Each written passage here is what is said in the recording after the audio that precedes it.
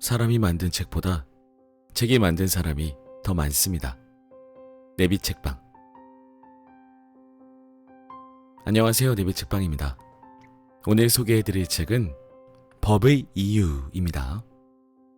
홍성수 지음, 출판사 아르테입니다. 영화로 이해하는 시민의 교양. 말이 칼이 될 때 저자 홍성수 교수의 교양법학. 법이라고 하면 다들 어렵다, 그리고 접근하기 쉽지 않다 라고 생각들을 하실 것 같습니다.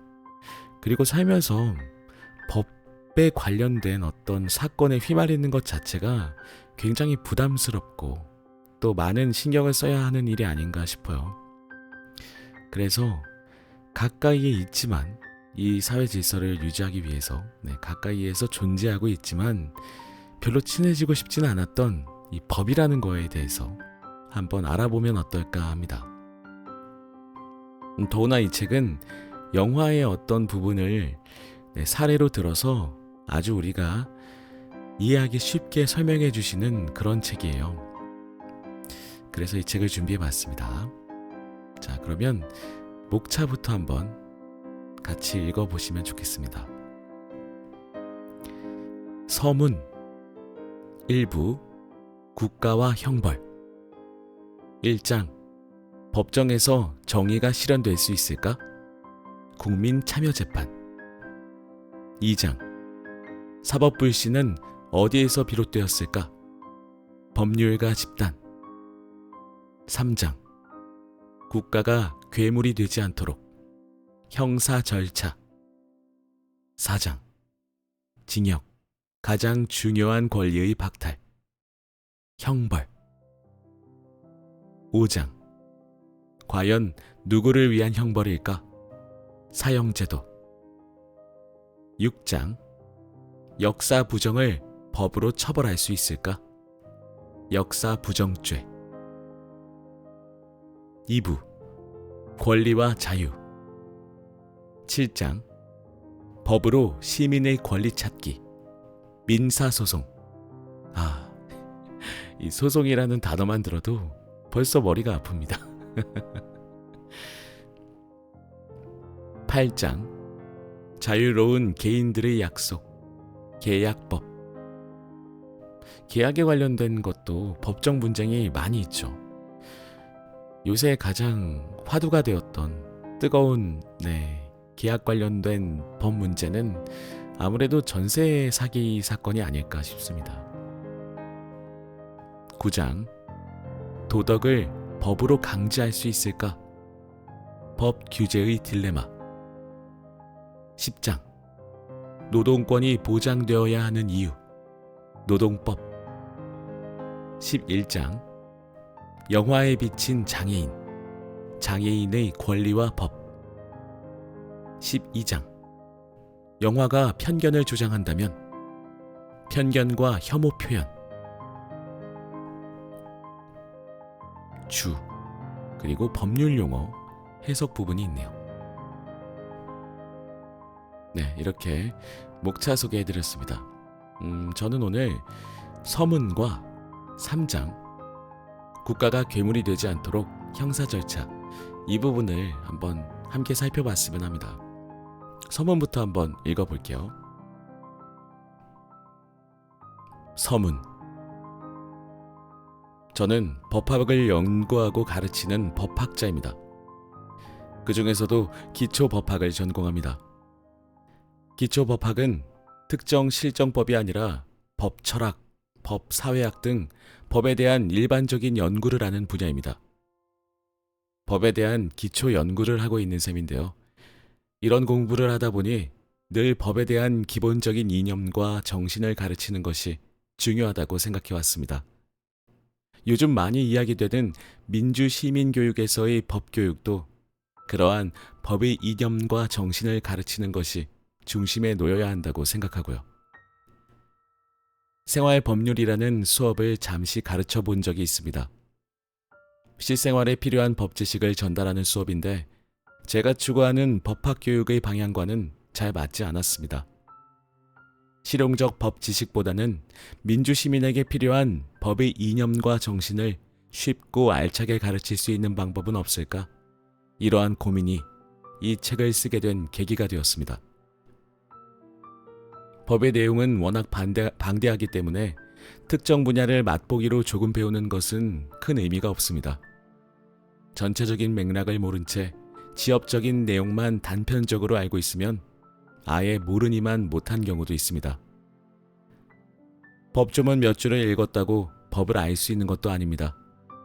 법조문 행간에 있는 의미를 알지 못한다면 법조문 자체는 아무 의미가 없는 검은 글자의 나열에 불과합니다. 제12조 제1항 모든 국민은 신체의 자유를 가진다.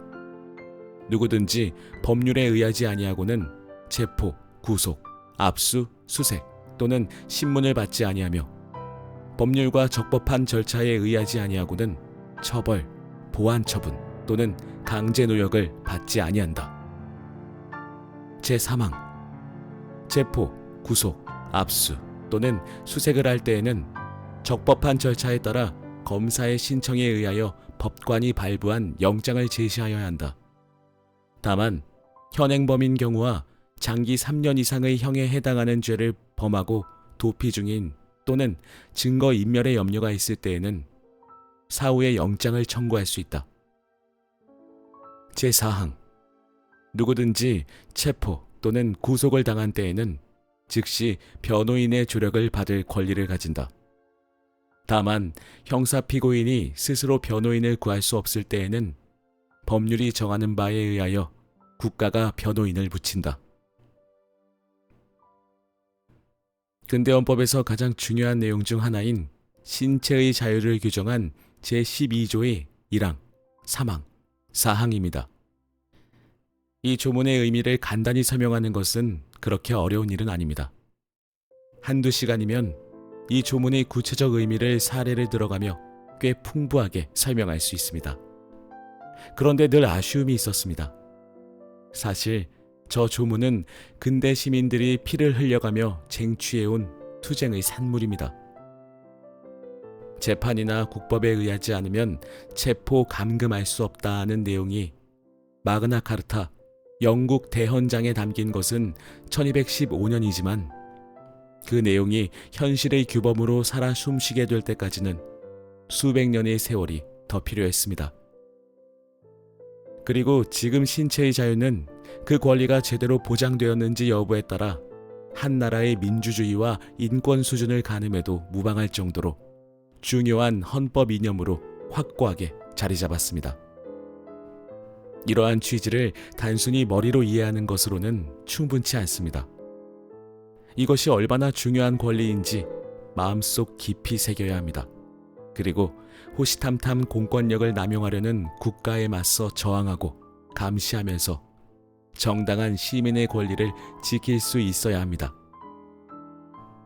이것이 자연스럽게 삶의 일부가 된다면 이것이야말로 민주 시민 교육이라고 할 수 있을 겁니다.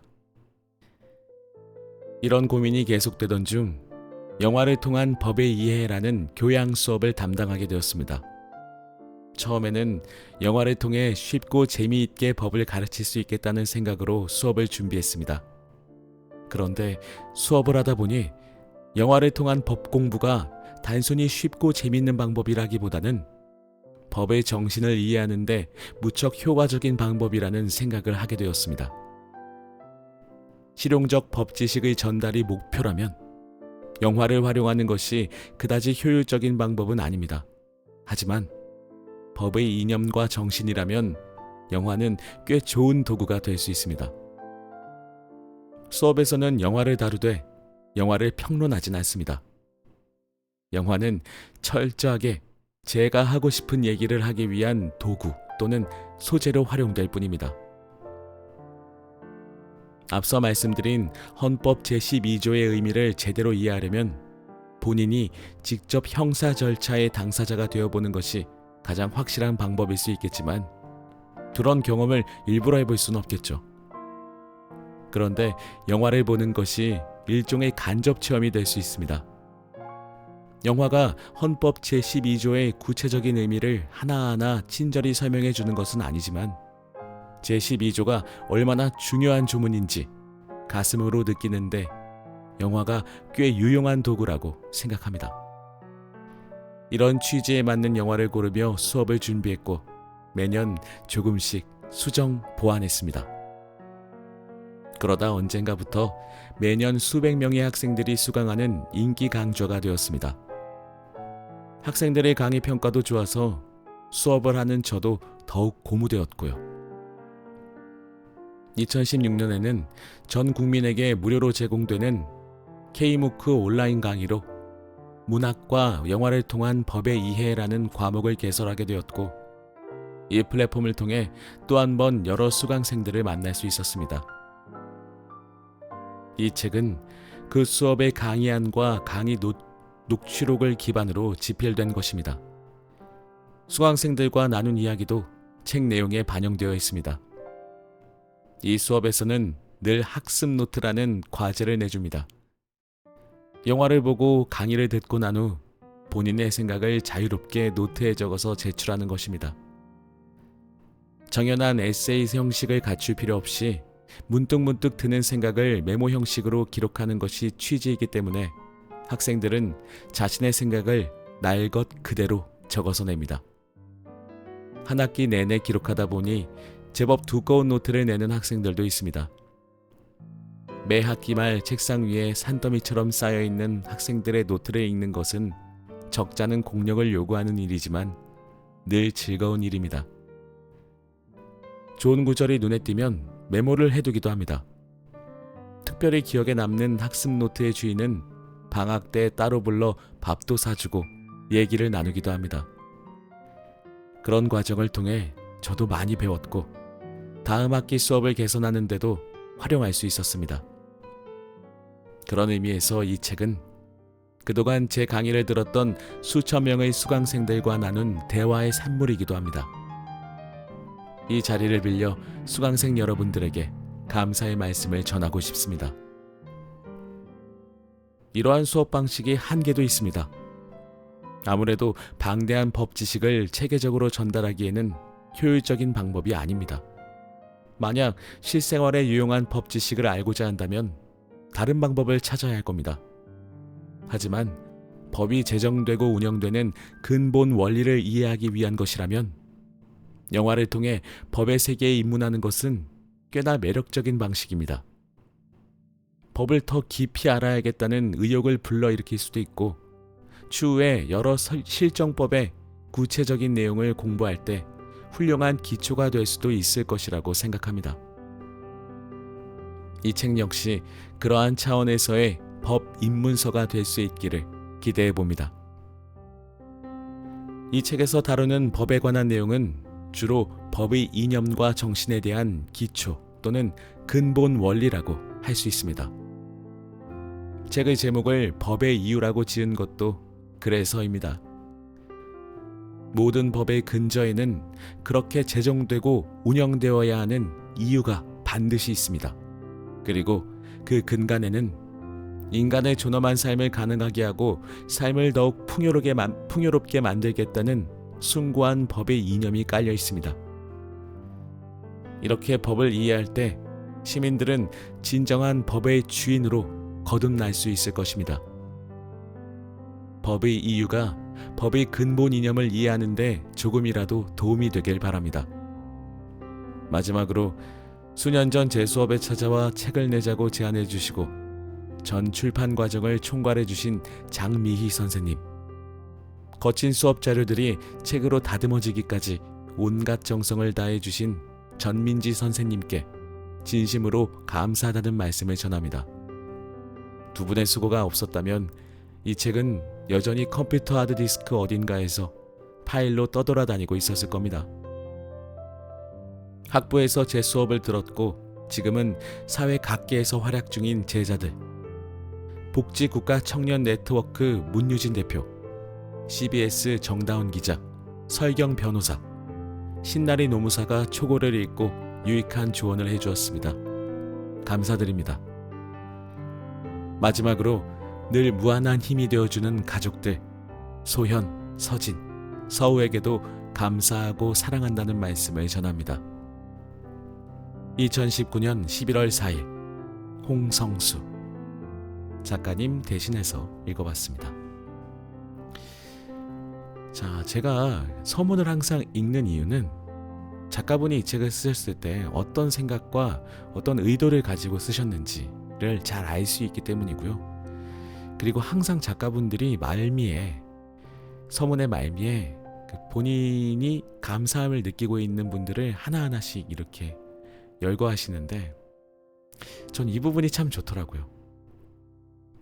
작가님 혼자만의 힘으로 책을 쓰신 것이 아니라, 물론 작가님의 엄청난 노고가 들어가는 건 맞습니다만, 작가님 스스로 본인만의 공이 아니라 여러 사람의 도움으로 함께 할 수 있었다라는 이런 부분을 읽을 때마다 사람의 일이라는 게 참 혼자서 할 수 있는 것은 그렇게 많지 않은 것 같다는 생각을 하기도 합니다. 그래서 늘 주변에 감사하는 마음을 가지고 살면 어떨까 싶네요.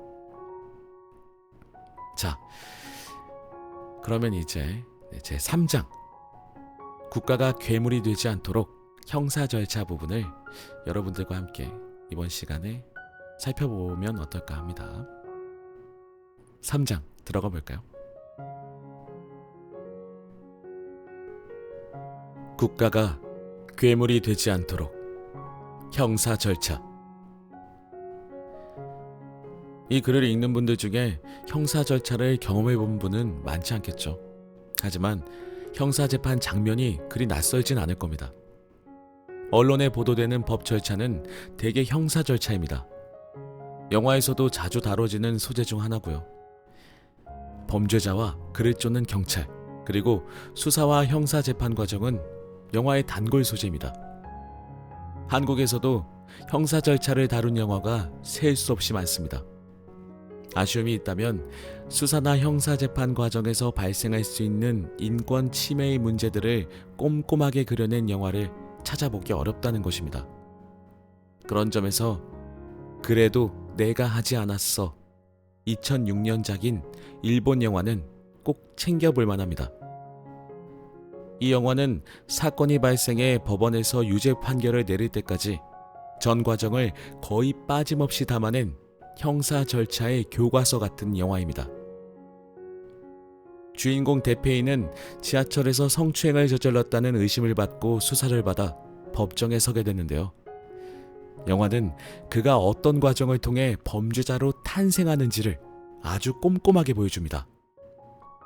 영화의 메시지는 한마디로 국가 권력이 무고한 시민 한 명을 범죄자로 만드는 것은 일도 아니다 정도가 될 것 같습니다. 공포영화가 아닌데도 정말 무섭게 느껴집니다.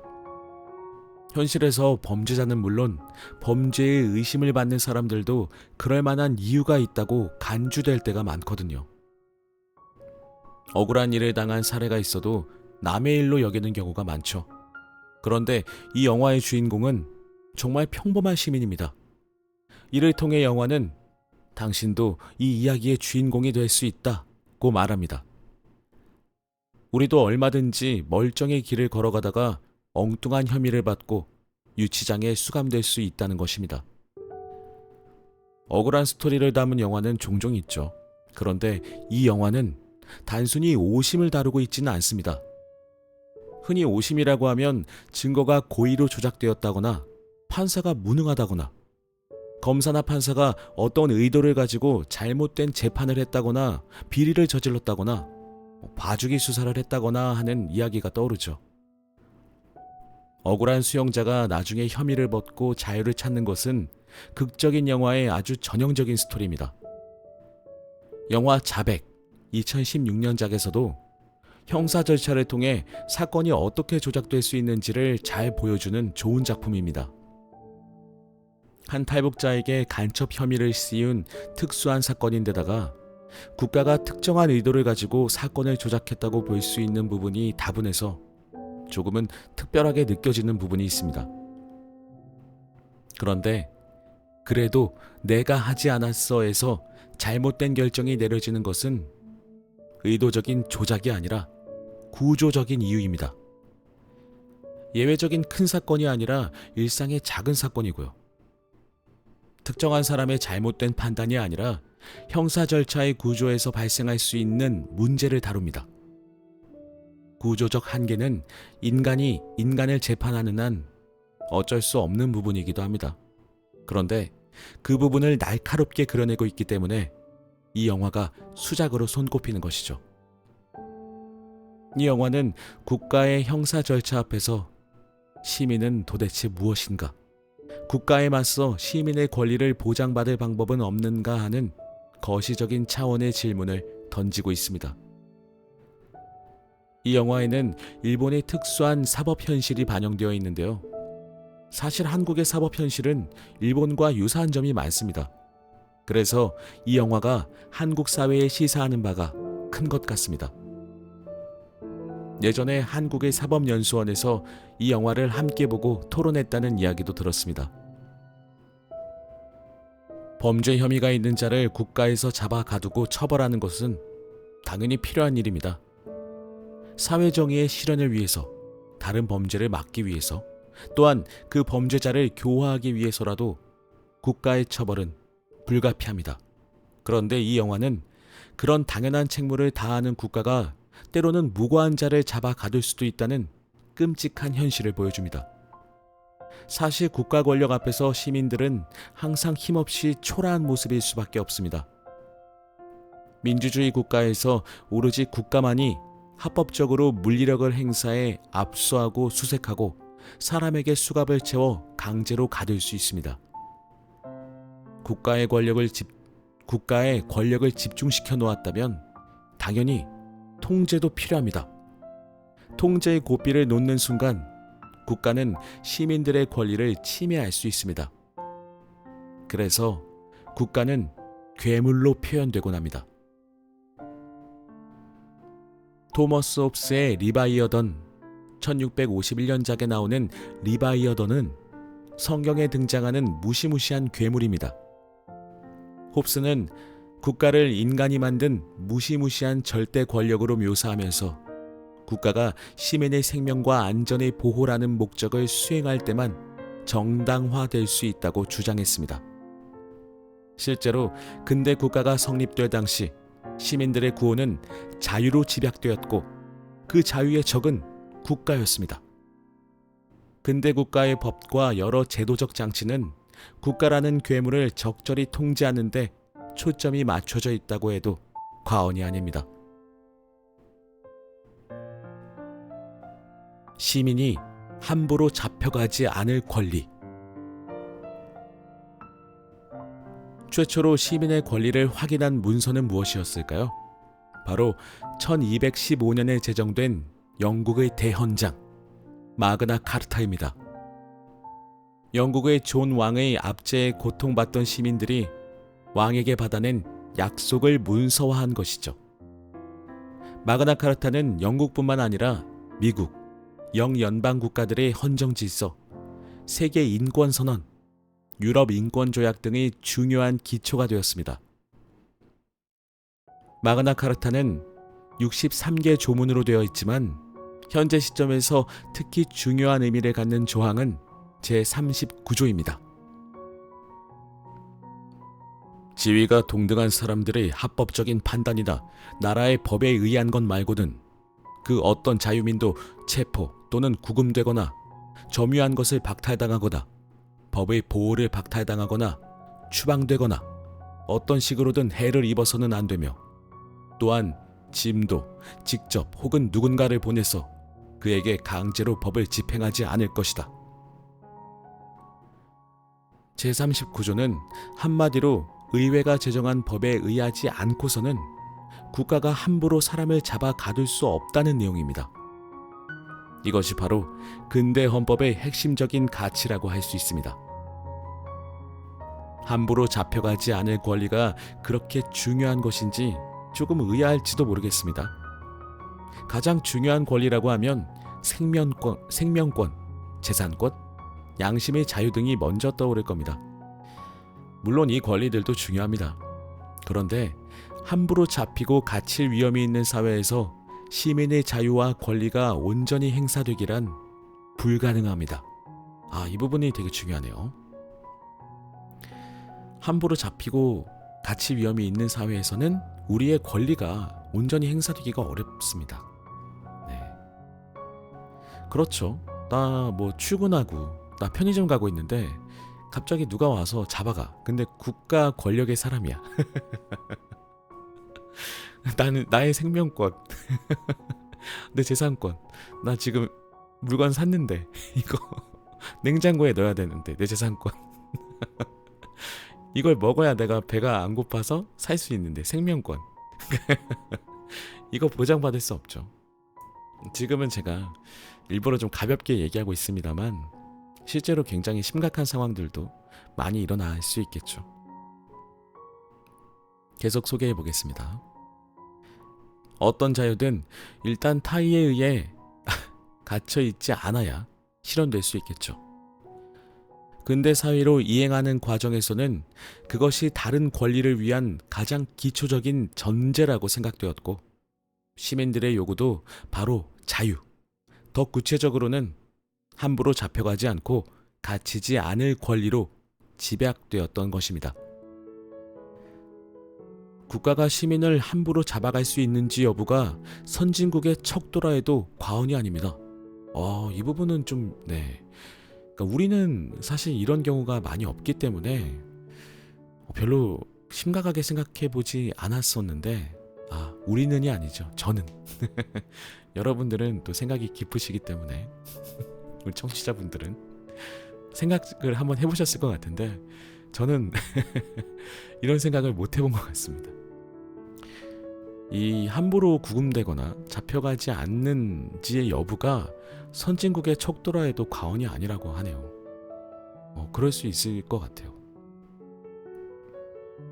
시민들이 억울하게 구금되지 않는 국가가 곧 선진국이죠. 그렇다면 한국은 어느 수준일까요? 궁금합니다. 1990년대 이전까지는 아주 심각한 문제가 많았죠. 공권력이 시민을 함부로 잡아갈 수 없다는 생각이 자리 잡은 게 그리 오래전 일이 아닙니다. 민주화 이후에도 집회, 시위, 인터넷 등을 통해 자신의 생각을 말하다가 처벌받은 사례가 종종 있습니다. 과거 권위주의 정부 시절처럼 노골적이진 않지만 시민의 함부로 잡혀가지 않을 자유가 완전히 보장되었다고 보기는 여전히 어려울 것입니다. 작가분은 이렇게 판단하고 계시네요. 아직은 좀 어렵다. 완전히 보장된다고 보기는 어렵다 라고 판단하고 계신 것 같습니다. 이는 한국에만 있는 특수한 문제는 아닙니다. 영국과 미국에서는 2001년 9.11 테러 이후에 테러범을 잡는다는 이유로 불법적인 감시와 자의적 구금이 늘어나 크게 문제가 되었죠. 인권과 민주주의가 충분히 성숙했다고 알려진 나라에서도 국가에 의해 억울하게 잡혀갈 가능성은 늘 있습니다. 시민을 잡아 가둘 수 있는 권한을 국가에 부여한 이상 멀쩡한 시민을 범죄자로 만들어 구금할 가능성은 제 아무리 민주주의 국가라고 해도 완전히 사라지지 않습니다. 영화 그래도 내가 하지 않았어는 일본의 사법 현실을 다루고 있지만 공권력을 가진 국가에서 언제든 나타날 수 있는 보편적 문제를 보여주고 있습니다. 근대 헌법이 보장하는 것. 다시 근대 헌법 이야기로 돌아가 봅시다. 근대 헌법은 시민들이 함부로 잡혀가지 않을 권리를 보장받고자 하는 문서에서 출발했고 그 원형 가운데 하나가 바로 마그나 카르타입니다. 대한민국 헌법은 1948년에 제정된 비교적 새로운 헌법이었지만 서구의 여러 근대 헌법에 영향을 받았고 그 흔적이 지금도 남아 있습니다. 우선 헌법 제10조부터 제39조까지만 한번 살펴보죠. 국민의 기본권을 규정한 부분입니다. 대부분의 기본권 항목들은 간략하게 규정되어 있습니다. 제19조 모든 국민은 양심의 자유를 가진다. 제20조 1항 모든 국민은 종교의 자유를 가진다처럼 그 취지만 추상적이고 일반적으로 규정되어 있는 거죠. 헌법상 기본권은 어차피 법률로서 구체화되기 때문에 한 국가의 최고 규범인 헌법에는 추상적으로 규정해 놓아도 충분하거든요. 이러한 헌법의 특성을 추상성이나 개방성으로 설명하기도 합니다.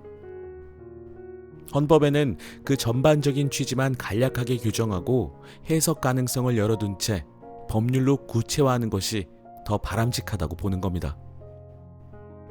그런데 좀 이상한 조문이 눈에 띕니다. 바로 제12조 인신보호의 자유에 관한 규정입니다.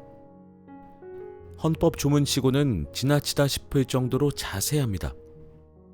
제19조나 제20조 같은 추상수위로 규정한다면 모든 국민은 신체의 자유를 가진다 정도로 하고 구체적인 내용은 법률에서 정해도 될 겁니다.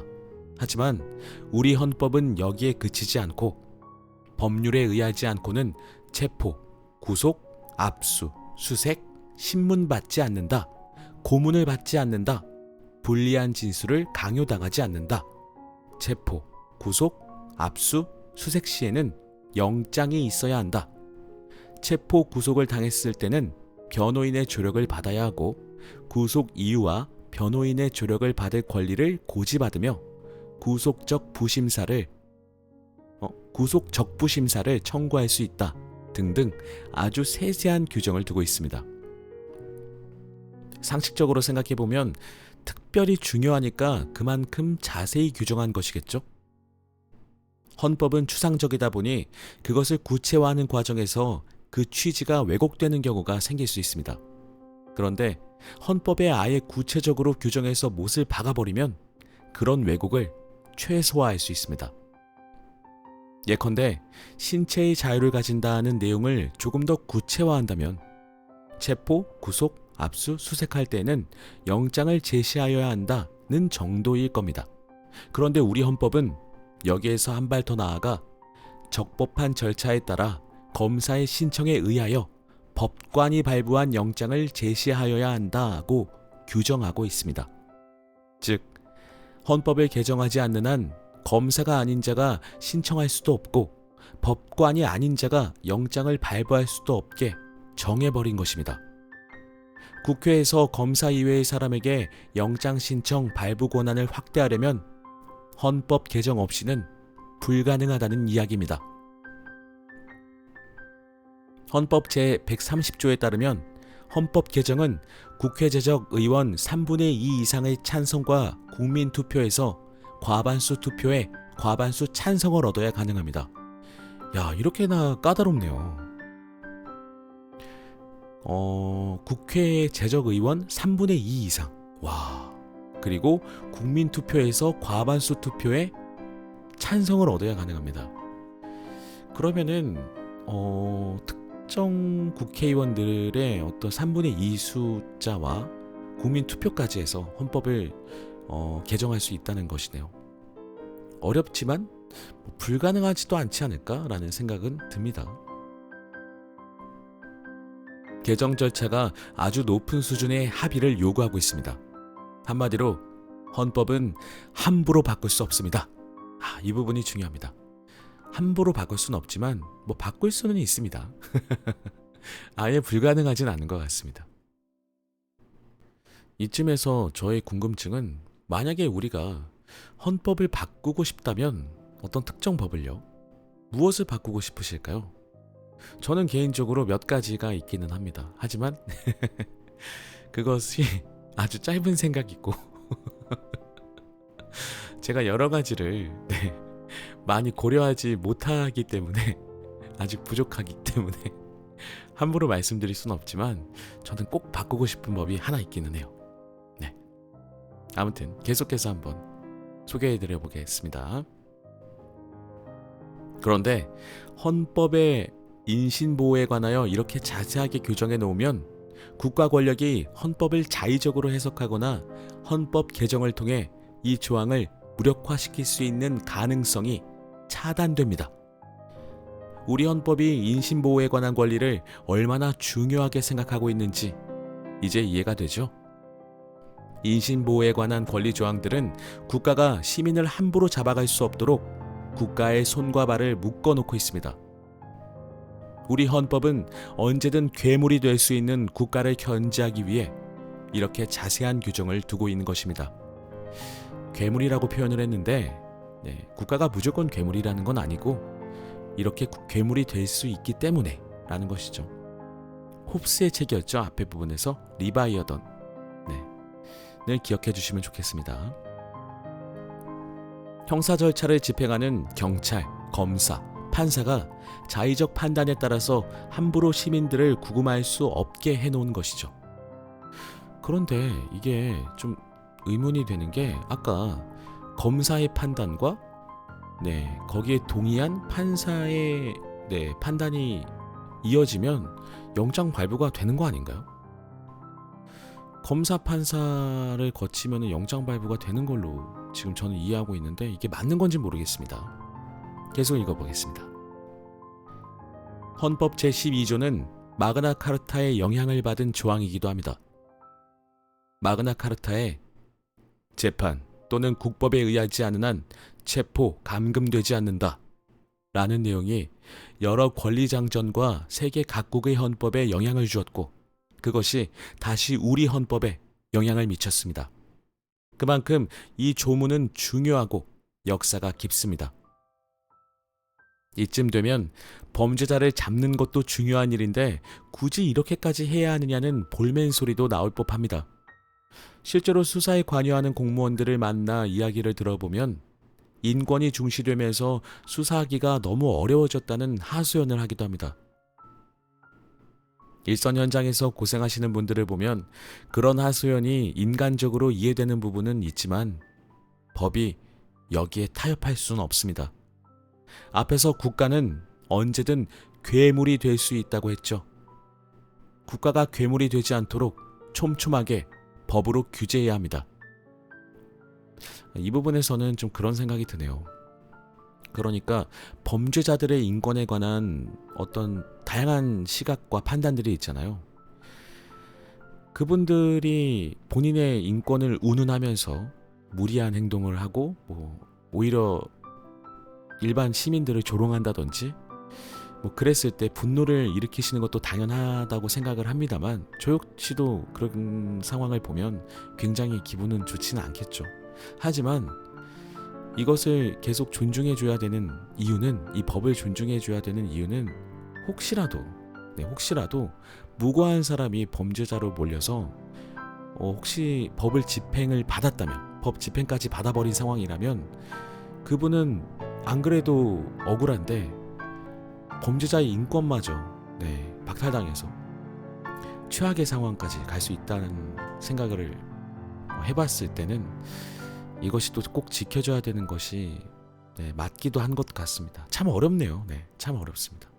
그러니까 다수의 범죄자보단 한 명의 무고한 사람을 위해서라도 이 법은 잘 지켜줘야 한다. 이게 맞지 않을까? 제가 이해한 게 맞을까요? 그런 생각도 좀 해봅니다. 계속 소개하겠습니다. 다르게 설명하면 형사 절차에 관한 법은 조문 자체로는 국가에 매우 불리하게 되어 있습니다. 그렇게 불리하게 정해놓아야 국가와 시민 사이 힘의 불균형이 해소될 수 있기 때문입니다. 영화에서 국가는 불리한 규제들을 뚫고 한 시민을 범죄자로 만듭니다. 법이 국가에 불리하게 규정되어 있어도 국가가 결코 불리하지 않다는 이야기입니다. 이 부분이 좀 소름이 돋네요. 그렇죠. 국가기 때문에 더 큰 힘을 갖고 있기 때문이죠. 그러니까 이런 제도는 필요하다는 이야기 같습니다. 이런 제도가 있는데도 국가가 생각보다 불리하지 않다는 것이죠. 만약 그런 제한이 없다면 얼마나 국가에 유리할지를 반증하기도 합니다. 피의자와 피고인에게 변호인을 선임할 수 있게 해주는 것도 같은 이유에서입니다. 법률 전문가의 조력을 받아야 겨우 힘의 균형을 보장받을 수 있습니다. 무고한 시민을 잡아 가두지 않도록 규제를 받는 상황임에도 불구하고 범죄자를 잡는 것이야말로 민주국가의 과제입니다. 영화 그래도 내가 하지 않았어에서 판사는 형사재판의 최대 사명을 죄가 없는 사람을 벌하지 않는 것이라고 말합니다. 아, 그렇죠. 이 부분이 중요한 것 같습니다. 제가 그래도 좀 잘 이해한 것 같습니다. 죄가 없는 사람은 벌하지 않아야 하니까 법이 잘 지켜져야 하는 것이겠죠. 형사재판의 최대 사명이 진실을 규명하여 진범을 잡는 것이 아니라 죄가 없는 사람을 벌하지 않는 것이라는 판사의 설명. 이제는 조금 더 마음에 와닿으실지 궁금합니다.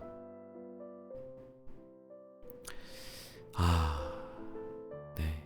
이 부분에서 이런 세상에서 그래도 살게 된다면 우리는 좀 우리의 자유권을, 시민의 자유권을 잘 지켜가면서 가져가면서 살 수 있지 않을까 싶네요. 형사 절차의 모든 과정은 어떻게 보면, 어떻게 하면 무고한 사람이 처벌받지 않도록 할 수 있을까를 생각해서 설정된 것이라고 해도 과언이 아닙니다. 공권력의 입장에서 보면 아주 불편하겠지만 말이죠. 이제 그 장치들을 하나하나 살펴보겠습니다. 지금부터는 형사 절차 관련 용어가 나옵니다.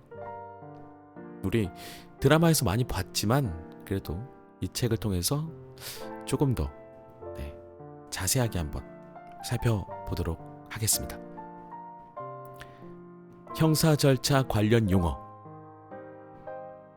형사 절차에서 가장 기초적인 용어를 한번 정리해 보겠습니다. 범죄 혐의가 있어 입건된 사람을 피의자라고 하고, 피의자는 범죄 혐의가 있는 사람입니다. 검사가 기소하여 재판에 넘겨지면 피고인이 됩니다.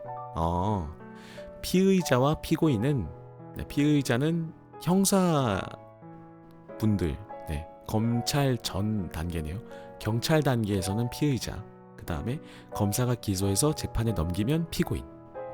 피자를 잘 생각하면 될 것 같습니다. 피자. 자, 원고와 피고는 민사소송에서 소를 제기한 자와 소를 당한 자를 뜻하는 말입니다. 그러니까 원고는 내가 이 소송을 진행하고 싶습니다 라고 한 사람을 원고, 피고는 원고가 난 저 사람에게 하고 싶습니다. 그때 저 사람, 그게 피고. 이렇게 생각하면 되네요. 자, 변호사는 자격을 가진 전문인을 뜻하는 것이고, 변호인은 형사 절차에서 피의자 또는 피고인을 보조하여 그 정당한 이익을 옹호하는 자입니다. 민사소송에서는 소송 대리인이라는 표현을 사용하죠. 즉, 변호사는 형사소송에서는 변호인, 민사소송에서는 소송 대리인으로 일한다고 할 수 있습니다. 이런 거 좀 알아두면 그래도 실생활에 도움이 되겠지만 이런 일을 겪어서는 안 되겠죠. 알고만 있는 상태로 이런 구설수에 휘말리지 않고, 사건 사고에 휘말리지 않고 사시길 바랍니다. 영장주의. 형사 절차에서는 억울한 사람을 벌하지 않기 위한 다양한 제도적 장치를 마련해 놓고 있습니다. 먼저 영장주의입니다. 수사를 할 때 구속 상태에서 수사하면 공권력에게 매우 유리합니다. 그렇죠. 왜냐하면 가둬두고 하니까 뭔가 정신적으로 심리적 압박감도 엄청나겠죠. 그래서 수사를 할 때 조금 더 수월하게라고 해야 될까요? 이런 표현이 적절한지 모르겠습니다만 수월하게 그 범죄자를, 피의자를 추궁할 수 있겠죠. 피의자 혹은 피의자가 맞겠다. 피고인은 재판이 넘어간 상태니까 피의자를 그렇게 수사할 수 있겠죠. 구속된 시민은 더욱 취약한 상태에 놓이게 되고 그걸 이용해서 쉽게 자백을 받아낼 수 있기 때문이죠. 영화에서는 인질사법이라는 얘기가 나옵니다. 변호사는 구금된 상태에서 범죄자로 내몰리고 있는 피의자 대페이에게 이렇게 이야기합니다. 혐의를 부인하면 계속 구금하면서 자백을 독촉하죠. 이런 걸 인질사법이라고 합니다. 그런 비열한 수법에 꺾이면 안 됩니다. 당연히 잡아놓고 수사하는 게 수사하는 입장에서는 편리할 수밖에 없죠. 유죄를 입증하기도 쉽고요. 문제는 그런 편의를 그대로 봐주면 바로 시민의 권리가 침해되는 일이 발생할 수밖에 없다는 것입니다. 외부와 완전히 단절된 낯설고 좁은 방에서 난생 처음 보는 형사들과 마주하면 어떨까요? 주인공 대페이는 느닷없이 경찰서에 감금되어 신문을 받습니다. 제 아무리 강심장이어도 그 순간만큼은 위축될 수밖에 없을 겁니다. 형사들과 검사는 강압적인 분위기를 조성하며 끊임없이 자백을 강요합니다. 영장주의라는 원칙이 바로 이러한 문제를 미연에 방지합니다. 자, 우리 앞에서 배웠죠? 이제 소개하겠습니다. 다시 한번. 즉, 체포나 구속은 영장에 의하는 것이 원칙이라는 뜻이죠. 헌법 제12조 1항과 제3항을 보면 체포와 구속은 반드시 법률과 적법한 절차에 따라야 하고 검사의 신청에 의해 법관이 발부한 영장을 제시해야 한다고 규정되어 있습니다. 설사 범죄 혐의가 확실하다고 해도 구금 기간은 꼭 필요한 만큼으로 최소화해야 합니다. 일단 법원의 최종 확정 판결이 있기 전까지는 불구속 상태에서 수사하는 것이 원칙입니다. 아, 그러네요. 확정 판결. 확정 판결이 있기 전에는 불구속 상태가 원칙입니다. 유죄가 확정될 때까지 무죄로 추정하는 헌법상 원칙이 있는 죄송합니다. 제가 잘못 읽었네요. 지금 이해가 좀 잘 안 돼서. 그러니까 이게 그 구속은 이제 가두는 거니까 영장을 청구하려면 최종 확정 판결이 있어야 되는 거네요. 네. 그러니까 이게 그냥 검사가 이거 영장 내주세요라고 해서 되는 게 아니라 판사도 이것을 유죄라고 확정을 지은 상태에서 영장이 나갈 수 있는 거니까. 아, 그렇네. 그냥 뭐 서류 올리듯이 결제 올리듯이 올리는 건 아니었네요. 제가 잘 몰라서 그러네. 네. 저는 이제 이해가 좀 됐습니다. 검사가 판사에게 이 사람 유죄니까 영장 주세요. 그러면 판사분이 이것을 판단해서 법리적으로 판단해서 이 사람 유죄야. 오케이. 구속영장 땅땅땅 하면 그때 가서 이 사람을 구속수사할 수 있는 겁니다. 아, 구속수사가 아니지. 그냥 구속이지. 네. 유죄가 확정될 때까지 무죄로 추정하는 헌법상 원칙이 있는 한 당연하기도 하고 구속해서 수사하는 것은 어디까지나 필요한 경우에만 가능한 예외적 조치여야 합니다. 그러니까 구속영장이 아니라 구속수사라는 거는 웬만하면은 특별한 경우를 제외하고는 특별한 경우라는 건 아주 중한 범죄 3년 이상의 징역 3년 이상의 범죄를 저질렀거나 혹은 도피할 혹은 범죄 사실을 은닉할 경우가 있는 경우에만 구속수사를 하는 게 예외적 조치입니다. 그런데 영장주의의 예외도 있습니다. 헌법 제12조 제3항에는 여기서 설명해 주시네.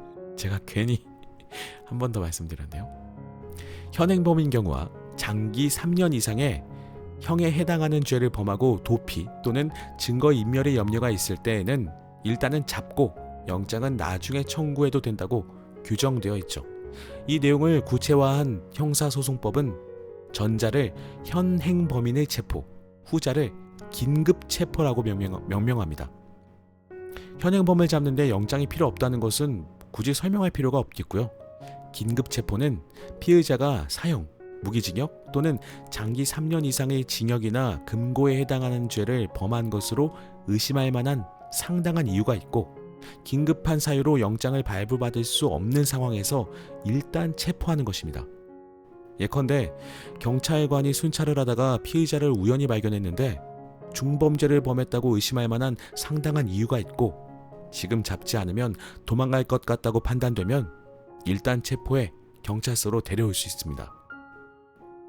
근데 제가 알기로는 징역 3년 이상이면요, 생각보다 굉장히 중한 범죄를 저질렀을 때 라고 하더라고요.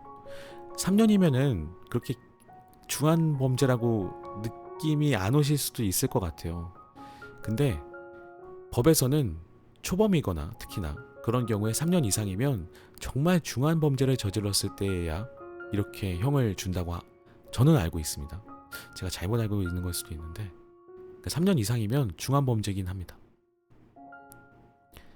이렇게 현행범이 체포나 긴급 체포가 되었을 때는 48시간 내에 영장을 청구해야 계속 구금할 수 있습니다. 만약 영장을 발부받지 못하면 석방해야 합니다. 영화 추격자. 이 영화가 나오고 말았네요. 2008년작이죠. 영화 추격자를 보면 연쇄살인범 지영민, 하정우님이시죠. 지영민을 긴급 체포하지만 48시간 내에 범죄 혐의를 찾아내지 못하죠. 그래서 누가 봐도 범인임이 확실해 보이는 지영민을 석방할 수밖에 없었고, 그는 미소를 띠며 경찰서를 걸어 나오죠. 안타깝고 무서운 장면이지만 어쩔 수 없는 상황이기도 했습니다. 영화에는 나오지 않지만 구속영장을 발부받을 때 구속영장 실질심사, 구속 전 피의자 신문제도라는 것을 거칩니다. 예전에는 검찰이 신청한 자료만 보고 법원이 구속영장을 발부했는데요.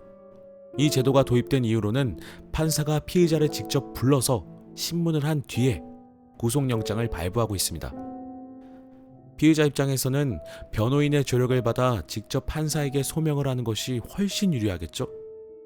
판사도 이런 절차를 거치면서 구속영장 발부에 신중해질 수 있을 겁니다. 구속영장이 발부된 이후에도 구속의 부당함에 대하여 이의를 제기할 수가 있는데, 이것이 바로 구속적부 심사제도입니다. 기소된 후에는 일정한 보증금 납부를 조건으로 구속의 집행을 정지하고 피고인을 석방하는 제도인 보석을 통해서도 석방될 수 있습니다. 영화 그래도 내가 하지 않았어에서 대페이는 보석 제도를 통해 석방이 되죠. 이렇게 국가가 영장을 발부받기도 어렵게 해야 하지만 영장이 발부된 이후에도 중간중간 불구속 재판을 받을 수 있는 기회를 열어놓는 것도 중요한 일입니다. 또한 영장 발부에 여러 기관이 관여되어 있는 것도 중요한 지점입니다. 경찰이 수사를 하지만 법원에 영장을 신청할 수 있는 권한은 검사만 가지고 있습니다. 검사의 권한이 엄청 센 거네요, 그러면. 네, 이것이 범죄자냐 아니냐를 검사를 통해서만 일단은 신청이 갈 수 있기 때문에, 그러니까 최종 결재권자 판사님 전 단계에서 이것을 진행시킬 수도 있고 중지시킬 수도 있는 권한이 있잖아요. 그러니까 검사의 권한이 굉장히 강력하네요. 영화 추격자에서도 얄미운 이미지의 검사가 경찰의 영장 신청을 거부하면서 수사에 제동을 거는 장면이 나오죠.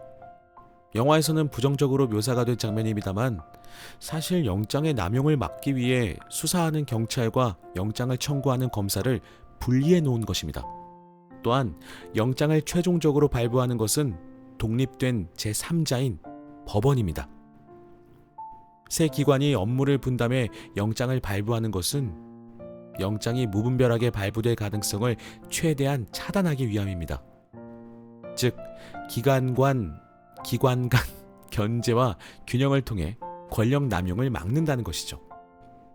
예컨대 경찰이 일단 구속하겠다는 판단을 내려도 검사의 판단이 다르면 법원에 구속영장을 청구할 수조차 없습니다. 또한 검사가 구속이 필요하다고 판단해도 법원이 영장을 발부하지 않으면 구속할 수 없습니다.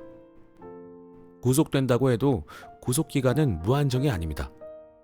사법경찰관이 피의자를 구속할 수 있는 기한은 10일, 다시 검사가 구속할 수 있는 기한도 10일이며 이 기간 내에 공소를 제기하지 않으면 석방해야 합니다. 다만 수사에 필요하다고 인정되는 경우에는 1차에 한해 10일 이내에서 구속기간을 연장할 수 있는데 이때에도 판사의 허가를 얻어야 합니다. 검사분들도 이게 판사님 허가를 계속 받으셔야 되니까 되게 바쁘시겠어요. 예. 빨리 지금 영장 청구해서 범인 잡아야 되는데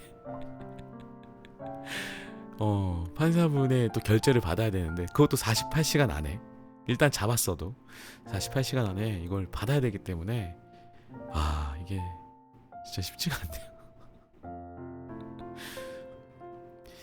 자, 네, 지금 내용이 엄청 많이 남았는데 큰일 났네. 오늘 다 소개는 못 해드리겠네요. 굉장히 재밌습니다. 자, 일단은 여기까지 오늘 한번 소개해 드려 볼게요. 제가 이 책을 읽어보면서 좀 재미있던 한 줄이 있었습니다. 이것도 영화 대사더라고요.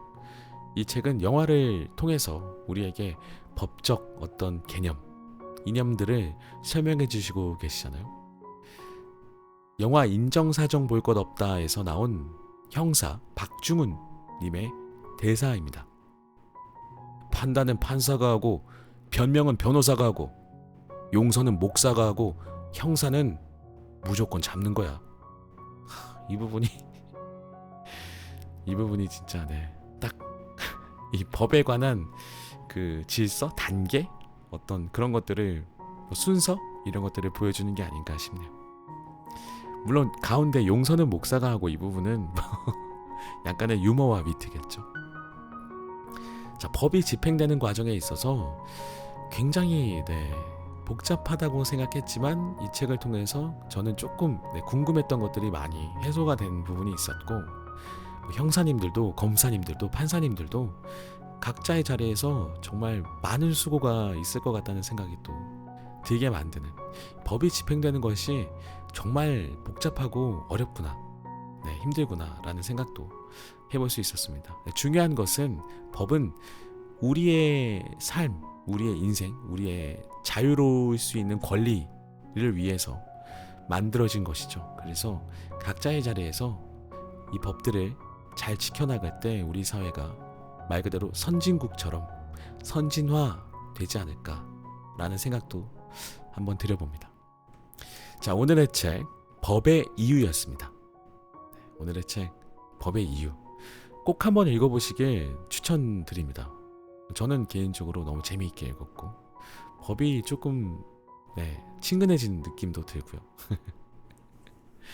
자, 여러분들 제일 중요한 것은 우리가 법을 잘 지켜서 이런 법적인 어떤 사건에 휘말리지 않은 원고 혹은 피고가 되지 않거나 피의자 혹은 피고인이 되지 않도록 잘 사는 것입니다. 건강하시길 바라겠고요. 다음 시간에 또 다른 책으로 재미있고 유익한 책으로 찾아뵙도록 하겠습니다. 들어주신 모든 분들 감사합니다. 다음 시간에 만나요.